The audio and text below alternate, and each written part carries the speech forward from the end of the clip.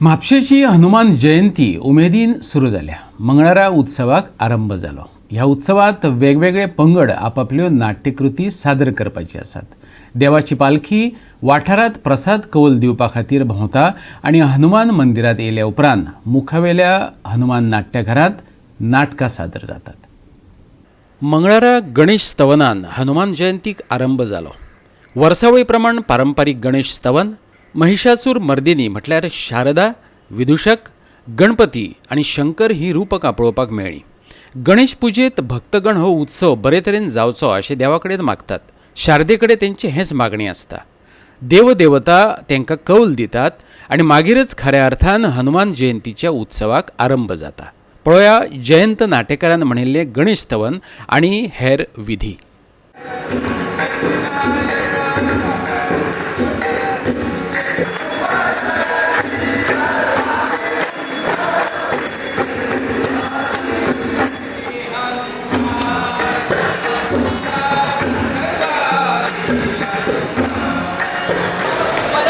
परमरोही वत्स सूत्रधारा माझ्यावरी करून तुमच्या पाचही नाटकात कोणतीही विघ्न येणार नाही असा आशीर्वाद आहे। माझ्या वरेतून तुझ्या नाटकामध्ये कोणत्याही प्रकारची विघ्न येणार नाही आणि आमचा मदत प्राप्त माझ्या इच्छेप्रमाणे नाही।